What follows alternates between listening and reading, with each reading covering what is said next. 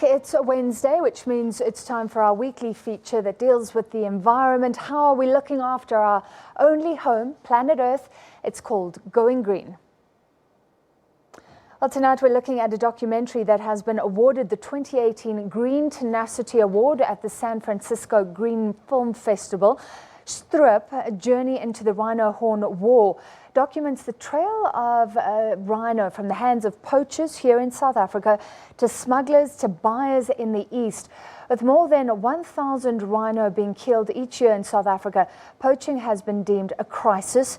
Stroop aims to help deal with the scourge. Before we speak to one of the women who sacrificed 4 years to get to the bottom of the rhino trade, let's take a look at the trailer. Please note that some of the visuals may be disturbing. I just opened the door, and then that's when I saw these 5 guys holding the girls. I saw the big axe. I knew they didn't come for us.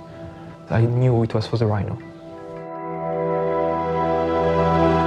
The Kruger National Park is home to the largest population of rhinos on the planet, and they are being poached here. An epidemic of slaughter. But at this rate, the rhino is doomed. And on the ground, the situation resembles war. There's only one suspect that's been arrested. Yes, only one suspect, the Chinese national. The whole supply chain might start in Kruger, but where the hell does it end up? The center of the illegal trade in horns is Vietnam. There's no turning around now. The rhino, it will go like blood, you see? $94 for 1 gram. 94? It's a rhino. Het omtrent haar oog net gemis. Net gemis. Second case number is the evidence you're about to give will be the court will note that case number 2 is not present. He was shot and killed in Kruger after he was released on bail. Is it written today that I die? I don't fear being shot. I fear making a mistake and landing up in jail.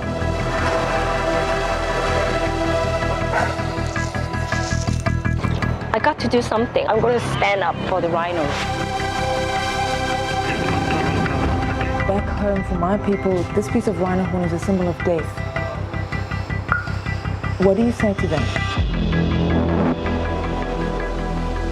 You come across this beautiful, beautiful animal lying dead there, and the only thing that is gone is the horn, and you just think to yourself, what a waste. Sure, some gut-wrenching visuals there. Stroop is the work of 2 South African filmmakers. One of them, award-winning wildlife presenter Bonnet de Bod, joins us in studio now. Welcome, Bonnet. Thank you, Francis. And congratulations, although such an emotional topic. Let's just start with Stroop. You said there's meaning behind that word. Yes, so Stroop in Afrikaans means to strip bare. And I thought that it would be a very fitting name because when a rhino is poached, yes, the rhino, the physical horn is taken, but so much more is taken. The essence of the rhino, what makes a rhino iconic. So I felt that would be a very fitting name, and then Journey into the Rhino Horn War will really take the viewers on a journey. In fact, it's a roller coaster ride. And it's been 4 years. I mean, there are reports that you sacrificed a lot, you and your partner, putting everything into this. Right. You know, when we started this project, Francis, we thought, myself and my co-producer, Susan Scott, we thought it would be a 6-month project. But then we realized just how complex and multi-layered this problem is. And now 4 years later, we finally finished the film. And yes, we wanted it to be an independent film. So we didn't go the traditional broadcast route, very difficult.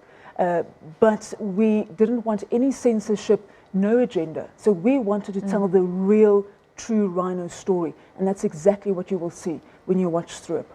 And we've spoken before, and I like the fact that it's sweeping. It doesn't give you a snapshot. It starts at the beginning, the poaching, but then you go all the way to the end user. We saw you talking to that woman. What did she say, by the way? Well, you know, for them there's no connection to the actual rhino or the death of a rhino.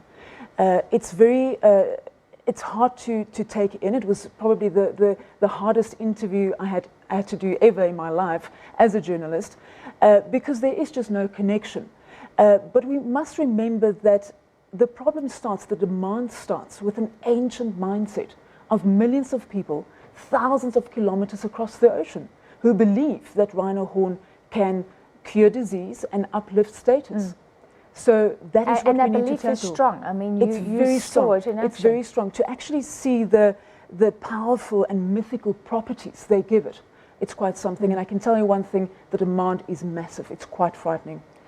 And what's your overall sense? I mean, it's probably hard to encapsulate, but after 4 years of being immersed in this, so we talk about this crisis, something out there, but you've seen it up close. You know, it's one of those things, we are losing 3 rhinos a day, 1 every 8 hours. I always say that knowledge is power. If we don't understand the problem, if we don't know the problem, how can we rectify it? We've all heard about global warming, but I think for many it hit home with the film An Inconvenient Truth, because we saw the facts and we saw how our actions were contributing to this problem. And it's the same with Stroop. After watching the film, you will be empowered to make a difference for rhinos. Their time is running out. The time to act is now. And the visuals are very hard to look at, but visually it hits home. Is that why you did it? Absolutely. We made this film so that no one can say, I didn't know. Not very long ago, I sat with Bongani discussing the death of the last northern white rhino male on the planet, Sudan, in Kenya, leaving only 2 females left on the planet. And now they're talking about in vitro fertilization. But my question is, how did we get to that point? How did we allow that to happen?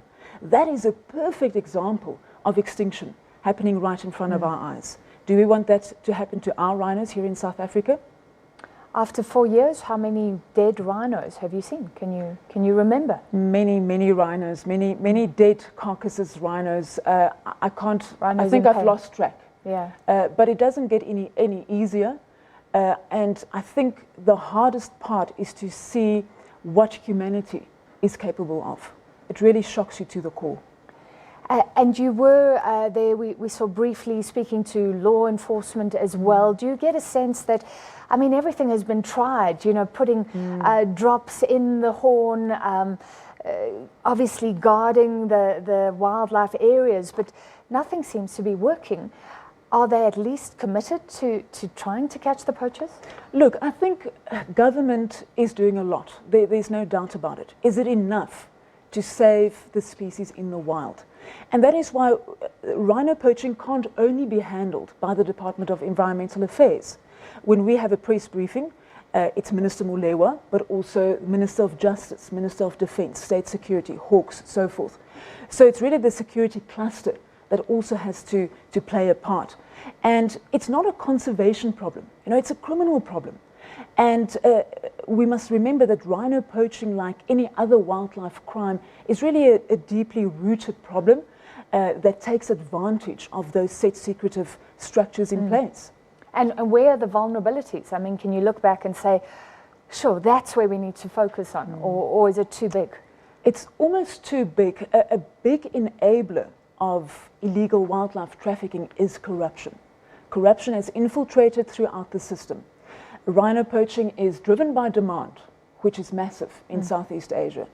It is facilitated by corruption, and it is linked... Because you have to get it there illegally. Right, so, and it is linked to organized criminal networks around the globe. It's very, very complex. So, South Africans would want to see this. You've won an award in San Francisco.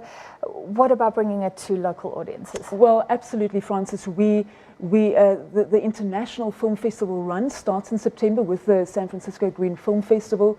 Then we're touring with the film at other festivals, universities. We're taking it to the UK, Europe. And then locally we will have the South African premiere in February 2019. So not too long to wait. I think many people have waited a long time. 4 years, so I don't think it's too much to ask. What do you think? Well, you've waited a long time. What does it feel like to see it there? Amazing, amazing. But I do hope that the recognition will bring about more global awareness and around the poaching problem and the extent of the problem and the brutality. Well, that's what you wanted to achieve. So the big question is, can something like this help? Do you think it can make a difference? You were saying visuals are impactful. I think people are moved by the stories that we tell, the pictures that we show. Without looking into the eyes of a rhino, of an elephant, a lot of people wouldn't know what we are talking about and just wouldn't care. So yes, at least I can play a role with this film in influencing people in appreciating rhinos, nature, wildlife, and against destroying it. All right, so thank you so much. Quickly, what's next for you before we say goodbye? That's a good question. I think a long holiday. That's definitely well the deserved. first. Yes, but definitely not in the another bush, film. by the beach or something. I like think that. so. Different environment. Yeah. Hey. But definitely 2 more films in the pipeline. But let me not talk about that now. I think I'll come in next time and chat to you about that. All right, well, great to chat to you and congratulations. And like Bonnet de Bod said, that will be available for local viewing, this award-winning documentary in February next year. And that was the end of our weekly feature, Going Green.